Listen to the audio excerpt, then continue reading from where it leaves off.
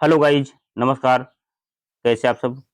उम्मीद करता हूँ कि आप सभी अच्छे होंगे। साथियों, मैं भीम मौर्य आपके अपने चैनल संघर्ष क्लासेस संसारपूर्वक आप सभी साथियों का हार्दिक स्वागत, अभिनंदन और वंदन करता हूँ।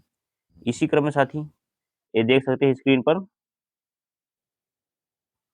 साइंस क्लास 10 चैप्टर 3 पाठ का नाम है धातु एवं अधातु।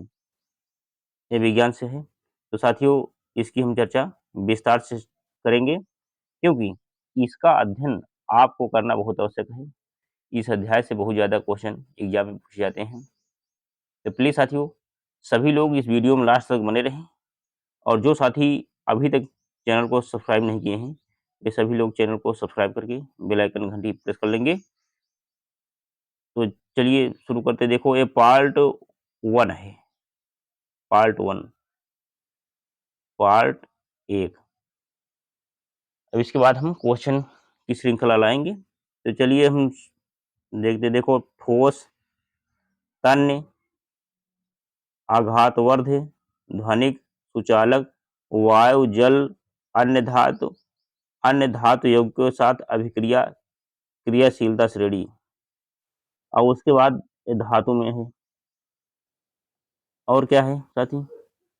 उपयोगिता, जंगता में सुरक्षा, प्रतिरोधकता में परिवर्तन, गलनांक में परिवर्तन। और यहाँ पे मिश्र धातु है। मिश्र धातु में इस्पात, स्टेनलेस इस्पात, पीतल, कांसा, साल्डर, अमलगम, इसमें क्या है? मिश्र धातु है।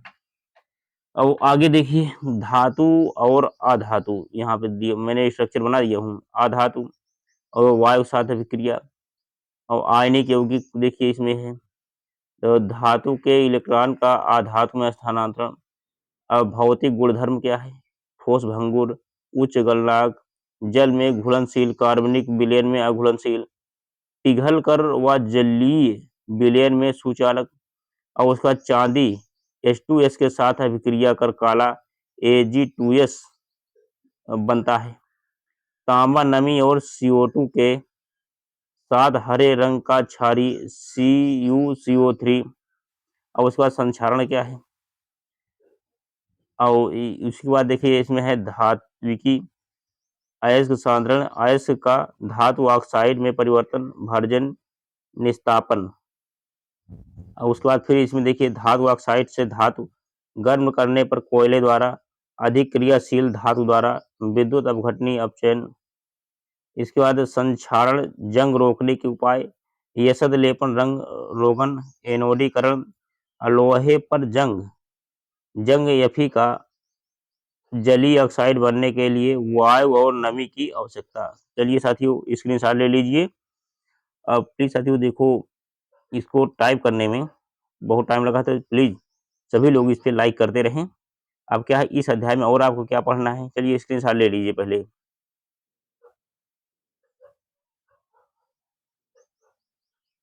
देखो, इस अध्याय में पढ़ना क्या है आपको? देखो, इस अध्याय में विषय क्या है? धातु एवं अधातु में अंतर, धातु के साथ वायु के साथ धातु की अभिक्रिया, अधातुओं का एनोडीकरण, तनु अम्लों के साथ धातु की अभिक्रिया, अधातुओं की अन्य लवणों के साथ अभिक्रिया, अधातुओं की अधातुओं के साथ अभिक्रिया, आयनिक यौगिकों के गुणधर्म, धातुओं की प्राप्ति, सक्रिय श्रेणी में निचली धातुओं का निष्कर्षण, सक्रिय श्रेणी के मध्य में स्थित धातुओं का निष्कर्षण, असक्रिय श्रेणी के शीर्ष में उपस्थित धातुओं का निष्कर्षण, धातुओं का परिष्करण। अब क्या है? अब आगे देखो, पहला आपको पढ़ना क्या है? धातु एवं अधातु। इसको पढ़ना आपको बहुत आवश्यक है, क्योंकि क्वेश्चन पहले यही से स्टार्ट होते हैं। क्या होता है? अब धातु क्या है? वर्तमान में 118 तत्व ज्ञात है। इनमें 90 से अधिक धातुएं, 22 अधातुएं और कुछ उपधातु हैं। तो चलिए धातुएं क्या क्या है? सोडियम Na, पोटेशियम के, मैग्नीशियम Mg, लोहा Fe, aluminium Al, calcium Ca। Screenshot ले लीजिए साथी।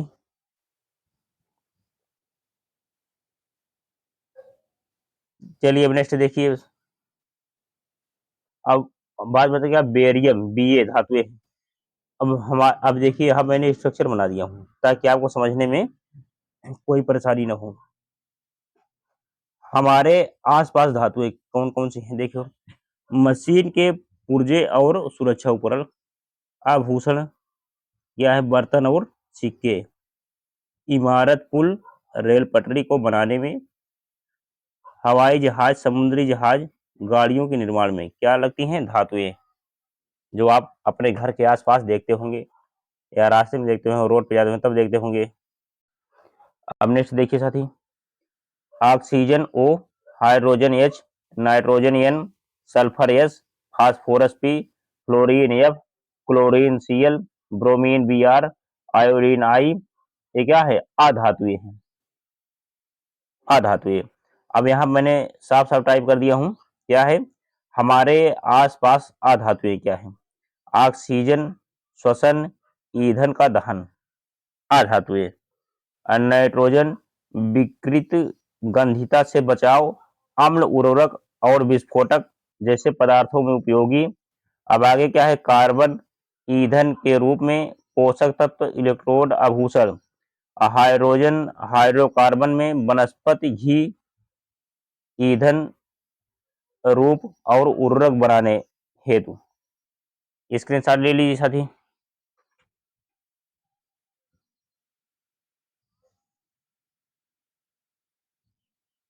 चलिए स्क्रीनशॉट ले लीजिए, मैंने बड़ा कर दिया, और बड़ा करे चलिए स्क्रीनशॉट ले लीजिए।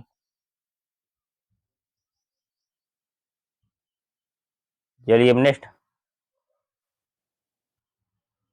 देखो, धातुओं और अधातुओं में अंतर।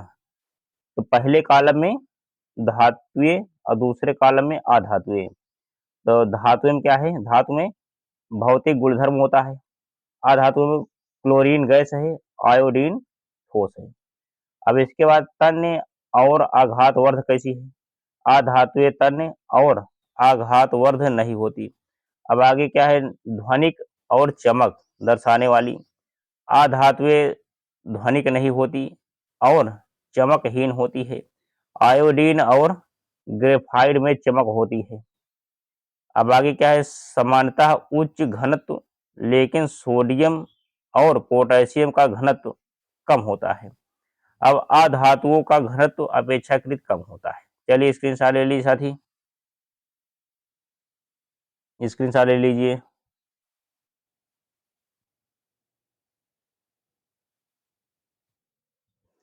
अब धातु ऑक्साइड क्षारीय या उभयधर्मी होते हैं।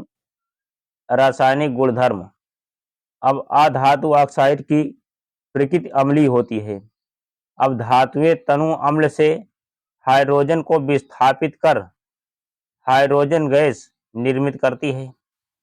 अधातु ऑक्साइड तनु अम्ल से हाइड्रोजन को विस्थापित नहीं करती। चलिए अब आगे क्या है, धातु ऑक्साइड आयनिक होते हैं, अधातु ऑक्साइड सहसंयोजी होते हैं। चलिए साथियों स्क्रीनशॉट ले लीजिए। अब वायु साध्य क्रिया क्या है,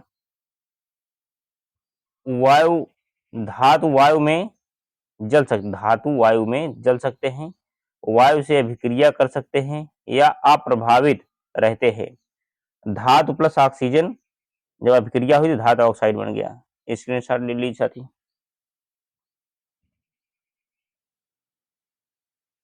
अब आगे देखिए क्या है, Na यानी सोडियम, के का मतलब पोटेशियम, आकस्मिक आग से रोकने के लिए किरोसिन यानी मिट्टी का तेल होता है ना, किरोसिन तेल में डुबो कर रखा जाता है, किसको, सोडियम को और पोटेशियम को। अब आगे क्या है, MgAl, Zn, Pb वायु साथ धीरे अभिक्रिया करते हैं। इन धातुओं पर ऑक्साइड की पतली इन धातुओं पर ऑक्साइड की पतली सुरक्षा परत चढ़ जाती है। अब आगे क्या है, Mg वायु में जलने पर सफेद MgO बनाता है। नेक्स्ट है क्या, Fe एवं Cu वायु में गर्म करने पर प्रज्वलित नहीं होते। अपितु अपने ऑक्साइड बनाते हैं। ज्वाला में लौह चूर्ण डालने पर वे तेजी से जलने लगते हैं। एजी तथा एयू गोल्ड ऑक्सीजन के साथ अभिक्रिया नहीं करते। अब आगे क्या है, two N A plus O two यानी Na2O, 2Mg plus O two, 2MgO, 2Cu plus O two अभिक्रिया हुई, 2CuO काला हो जाएगा, बनेगा इसमें। अब इसके बाद क्या है, उभय धर्मी ऑक्साइड वे धातु ऑक्साइड जो अम्ल तथा क्षार के अभिक्रिया करने के बाद लवण एवं जल उत्पन्न करते हैं। जैसे क्या है, ZnO Al2O3। अब Al2O3 6HCl, अब अभिक्रिया हुई 2AlCl3 प्लस 3H2O। आगे क्या है, Al2O3 प्लस 2NaOH अभिक्रिया हुई 2NaAlO2 प्लस H2O। अब NaAlO2 सोडियम एल्यूमिनेट, इसको बोलते हैं सोडियम एल्यूमिनेट। अब धातुओं का एनोडीकरण क्या है,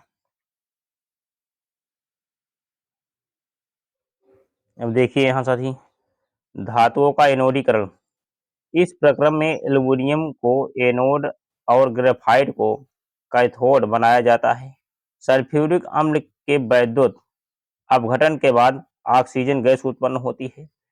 ऑक्सीजन और एल्युमिनियम की अभिक्रिया से धातु की बाहरी सतह पर ऑक्साइड की मोटी परत बनती है। अब जल के साथ अभिक्रिया, धातुओं एवं जल की अभिक्रिया भिन्न होती है। सभी धातुएं जल से अभिक्रिया नहीं करती।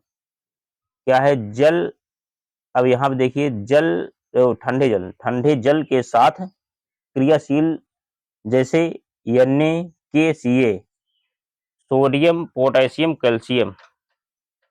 अब इसके बाद गर्म जल के साथ क्रियाशील, जैसे Mg। ये गर्म जल के साथ क्रियाशील पूछा जाए तो Mg लिख देना। और ठंडे जल के साथ क्रियाशील कौन है, Na, Ka, sodium, potassium, calcium, ये लिख के आना है एग्जाम में। और उसके बाद अब धातु, अब केवल भाप के साथ क्रियाशील कौन कौन है, जैसे Fe, भाप के साथ Fe, Fe मतलब लोहा, Al मतलब एल्युमिनियम, ये भाप के साथ क्रियाशील है। अब देखिए साथियों, इसका सूत्र क्या होगा, देखिए 2K प्लस 2H2O अभिक्रिया हुई 2KOH प्लस H2 गैस निकल गई, बन गई। ये जब ऐसे तीर जा रही है आगे तो क्या है, गैस निकल जा रही है। ये क्या है, जल है, ये जल है, जल है।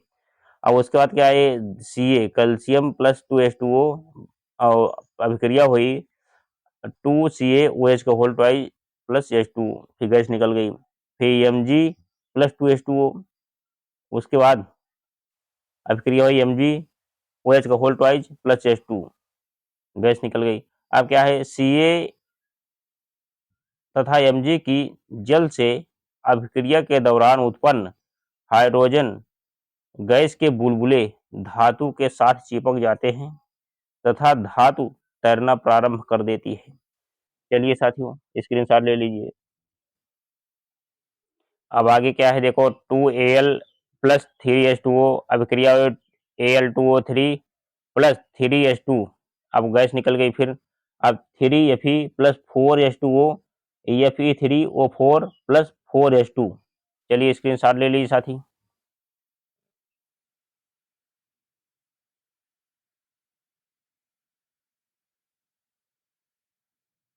चलिए स्क्रीनशॉट ले लीजिए। अब इसके बाद देखिए तनु अम्लों के साथ अभिक्रिया। अब धातु तनु अम्ल लवण प्लस हाइड्रोजन गैस। नंबर 1, समानतः धातुएं तनु अम्ल HCl तथा H2SO4 के साथ अभिक्रिया कर लवण तथा हाइड्रोजन उत्पन्न करती हैं। अब क्या है, Fe प्लस 2HCl, अब क्या है, FeCl2 plus H2, Mg plus 2HCl, फिर MgCl2 H2, Zn plus 2HCl, ZnCl2 plus H2, Al6HCl है, तो HCl थोड़ा टाइप होने में एक HCl और उसका 2AlCl3 प्लस 3H2। अब आगे क्या है, कापर मरकरी एवं चांदी तनु अम्लों के साथ अभिक्रिया नहीं करते। नंबर 2, तनु नाइट्रिक अम्ल के साथ अभिक्रिया उत्पन्न H2 गैस उपचयित हो H2O उत्पन्न करती हैं। जब धातु नाइट्रिक अम्ल HNO3 के साथ अभिक्रिया करते हैं, परंतु Mg एवं Mn धातुएं तनु नाइट्रिक अम्ल से अभिक्रिया करने पर H2 गैस बनाती है। एक्वा रेजिया मतलब होता है अम्लराज, अम्लराज। चलिए स्क्रीनशॉट ले ली साथी। एक्वा रेजिया मतलब अम्लराज। देखिए यह 3:1 के अनुपात में सांद्र हाइड्रोक्लोरिक अम्ल एवं सांद्र नाइट्रिक अम्ल का मिश्रण होता है। यह गोल्ड और प्लेटिनम को गलाने में समर्थ होता है। अब धातुओं की अन्य लवणों के साथ अभिक्रिया। अब क्या है, धातु का प्लस धातु का लवण विलयन, धातु का लवण विलयन प्लस धातु का। अब सभी धातुएं सम अभिक्रियाशील नहीं होती। अधिक क्रियाशील धातुएं अपने से कम क्रियाशील धातुओं को उनके यौगिक के विलयन या गलित अवस्था में विस्थापित करती हैं। यह तथ्य धातुओं की सक्रियता श्रेणी का आधार है। असक्रियता श्रेणी वह सूची जिसमें धातुओं को क्रियाशील के अवरोही क्रम में व्यवस्थित किया गया है।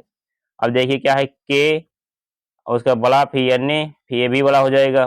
पहला देखो पोटेशियम है, फिर magnesium, calcium, Mg, Al, Zn, Fe, Pb, H, hydrogen, copper, Hg, पारा, Ag, चांदी, Au, अयस्क।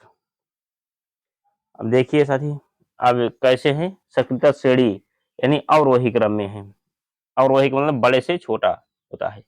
अब आगे क्या है, CuAgNO3 अभिक्रिया हुई CuNO3 का होल ट्वाइज प्लस Ag।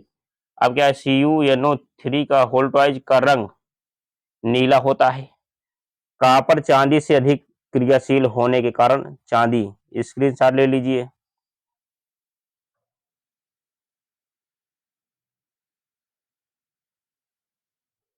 को विस्थापित करता है।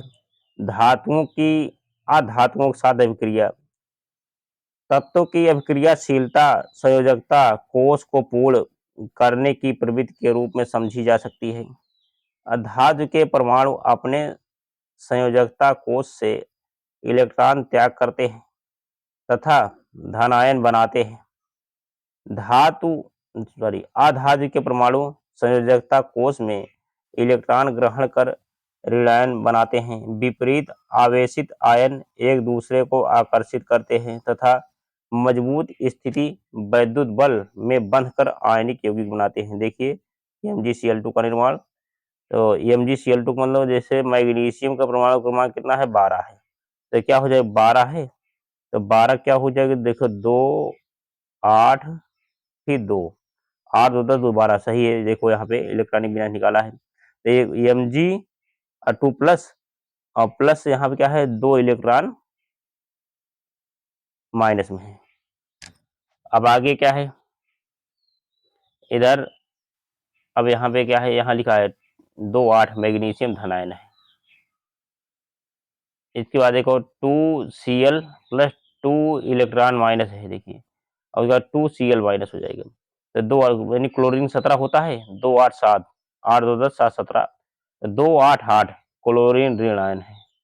अब क्लोरीन ऋणायन, अब ऐसे Mg उसका Cl देखो यहाँ पे रखा गया है, यहाँ बना हुआ 2 2 4 2 6 7 मैग्नीशियम का, और उसका क्लोरीन का 2 2 4 2 6 7।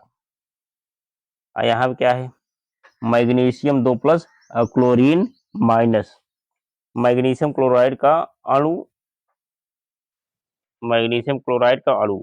चलिए इसके साथ ले लीजिए साथियों, कोष है।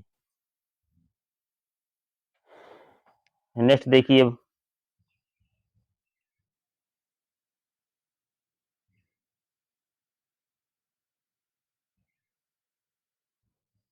अब यही चीज यहाँ पे देखिए क्या है, आयनिक यौगिकों के गुणधर्म कठोर तथा भंगुर, उच्च गलनांक एवं क्वथनांक, मजबूत अंतर, आयनिक आकर्षण को तोड़ने के लिए ऊर्जा की पर्याप्त मात्रा में आवश्यकता। आगे क्या है, समानतः जल में घुलनशील, केरोसिन एवं पेट्रोल में अघुलनशील। चलिए स्क्रीनशॉट ले लीजिए साथी।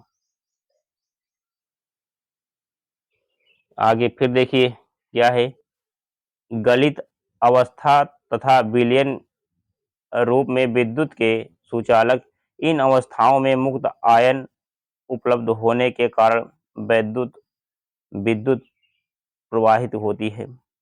धातुओं की प्राप्ति कैसे है, पृथ्वी खनिज, पहला है खनिज, पृथ्वी में प्राकृतिक रूप से उपस्थित तत्व एवं धातु के यौगिकों को खनिज कहते हैं। अयस्क वे खनिज जिनमें कोई विशेष धातु प्रचुर मात्रा में होती है तथा उसे निकालना सरल और लाभकारी होता है। सक्रियता श्रेणी में निचली धातुएं स्वतंत्र अवस्था में पाई जाती है। उदाहरण गोल्ड, सिल्वर, कापर। यद्यपि कापर तथा सिल्वर सल्फाइड तथा ऑक्साइड अयस्क के रूप में प्राप्त होते हैं।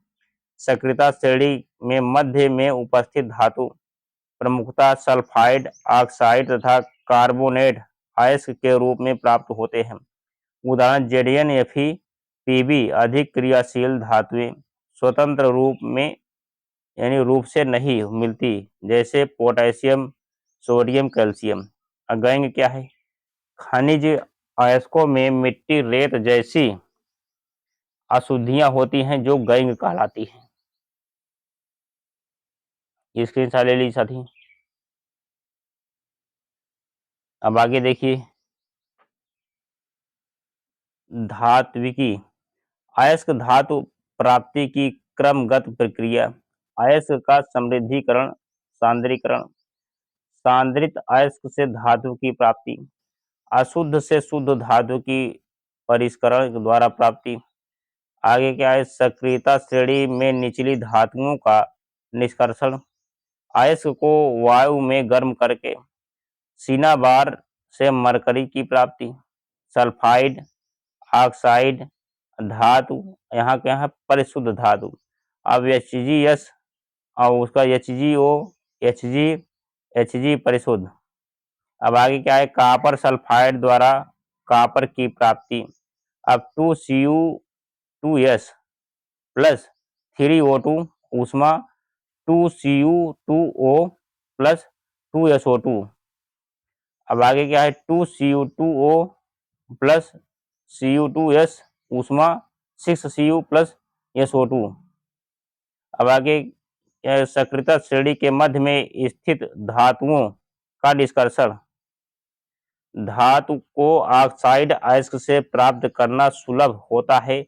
इसी कारणवश सल्फाइड एवं कार्बोनेट के लिए स्क्रीनशॉट ले ली साथी।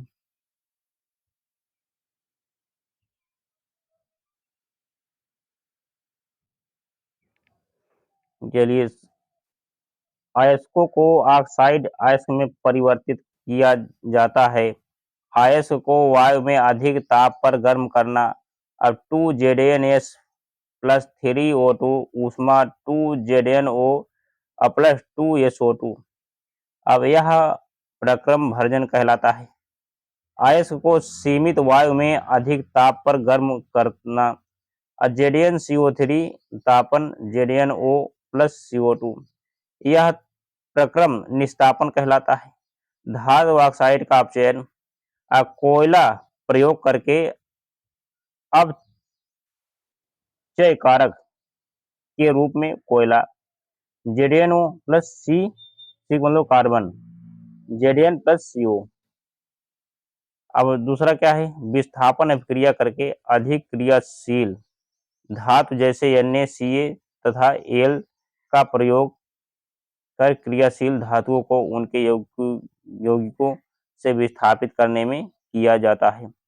MnO2 प्लस 4Al तापन, 3Mn प्लस 2Al2O3 प्लस ऊष्मा, Fe2O3 प्लस 2Al, फिर क्या 2Fe प्लस Al2O3 प्लस ऊष्मा। उपरोक्त अभिक्रिया में लोहा गलित रूप में प्राप्त होता है, जिसका उपयोग रेल की टूटी हुई पटरियों को जोड़ने में। स्क्रीनशॉट ले ली साथी।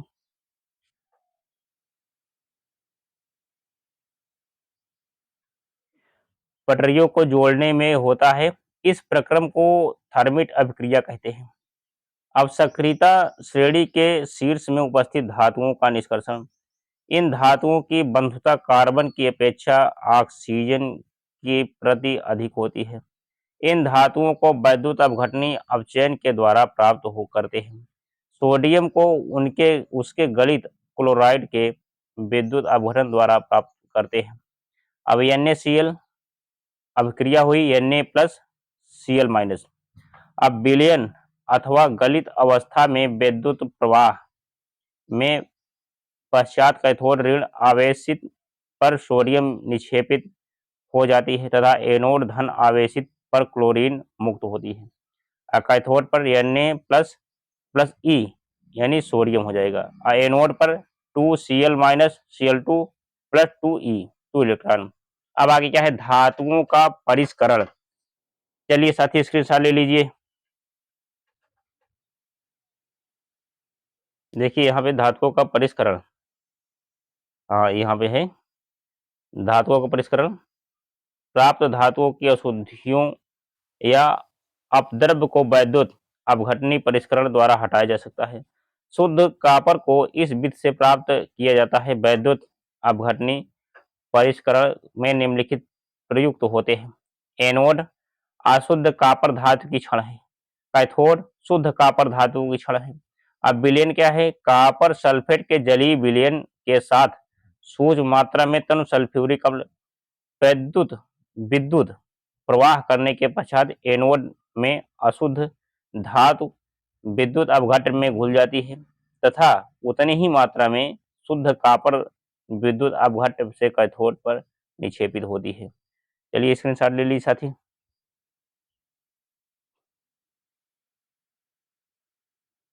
अब देखिए यहाँ पे फिगर बना है, इसको बना लेना है आपको। देखिए अभिलेय अशुद्धियां एनोड तली पर निक्षेपित होती है, जिसे एनोड पंख कहते हैं। कई बार एग्जाम पूछा गया है। देखिए यहाँ क्या है, ये पूरा बना लेना है आपको। चलिए बना लीजिए इसको पूरा। देखो क्या है, पहला कैथोड है। कैथोड दो, अरे पूरा विलयन है इसमें। अम्लीय CuSO4 कॉपर सल्फेट का विलयन भरा हुआ है इसमें। और यहाँ पे टैंक है पूरा। अपद्रव्य एनोड पंख है। पंख देखो जो अशुद्धि है यहाँ जम जाती है ना, अशुद्धि यहाँ जम जाती है। और उसके बाद एक कैथोड है। कैथोड क्या है, माइनस में है, एनोड प्लस में है। देख सकते हैं यहाँ एनोड है, एक कैथोड है, दो रॉड लगे हुए हैं। अब इस पे क्या है, 2Cu2+, और यहाँ पे भी Cu2+। इसका स्क्रीनशॉट ले लीजिए आप लोग। एक टैंक है, टैंक में एक कैथोड एक एनोड लगा हुआ है और नीचे पंख अपद्रव्य जो अशुद्धियां हैं बैठ गई हैं। इसी का आपको चित्र बनाना है। बना लीजिए चित्र। चलिए आगे क्या है, संक्षारण। धातुएं अपने आसपास अम्ल आर्द्रता आदि के संपर्क में आने पर संक्षारित होती हैं।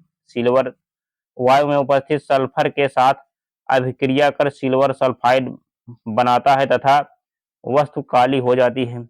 लोहा आर्द्र वायु में लोहे पर भूरे रंग के पत्र की मात्रा की परत चढ़ जाती है, जिसे जंग कहते हैं। वायु तथा आर्द्रता लोहे पर जंग लगने के लिए आवश्यक है।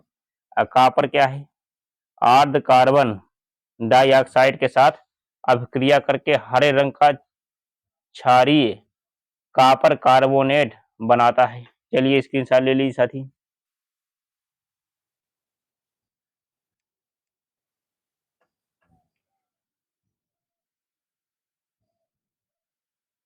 यहाँ भी थोड़ा आपको बना लेना है। देखो ये माइनस है, एक कुंजी लगी हुई है, ये माइनस है प्लस है, तो इसको बढ़िया से बना करके अध्ययन कर लीजिए।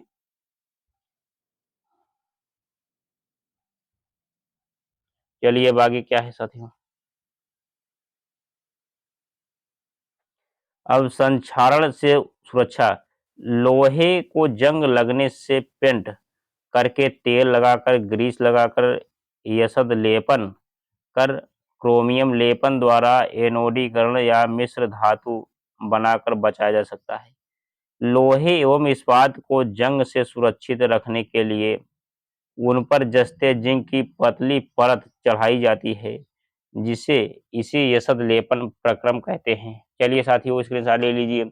मिश्र धातु क्या है? ये धातु तथा अन्य धातुओं अथवा अधातुओं का समांगी मिश्रण होते हैं। सूक्ष्म मात्रा में कार्बन का मिश्रण करने पर लोहा कठोर एवं प्रबल हो जाता है। लोहे में निकेल और क्रोमियम मिश्रित करने पर स्टेनलेस इस्पात प्राप्त होता है, जो कठोर एवं जंग रोधी होता है। मरकरी मरकरी पारद को अन्य तत्वों के साथ मिश्रित करने पर अमलगम निर्मित होते हैं। अब पीतल कैसे बनेगा? कॉपर एवं जिंक की मिश्र धातु पीतल होती है। कई बार एग्जाम में पूछा गया है। कॉपर क्या है? Cu प्लस Zn जिंक, ये दोनों मिलेंगे तो क्या हो जाएगा? जिंक Zn, क्या हो जाएगा? पीतल बनेगा। अब कांसा कैसे बनता है? कॉपर एवं टिन की मिश्र धातु क्या है? कांसा। इन दोनों मिश्र धातु की विद्युत चालकता एवं गलनांक शुद्ध धातु की अपेक्षा कम होता है। सोल्डर क्या है? यह सीसा और टिन, पीबी एवं एशियन का मिश्र धातु है, जिसका गलनांक बहुत कम होता है और इसका उपयोग विद्युत तारों को परस्पर वेल्डिंग के लिए करते हैं। अब घटक धातु की अपेक्षा, चलिए स्क्रीनशॉट ले लीजिए साथी।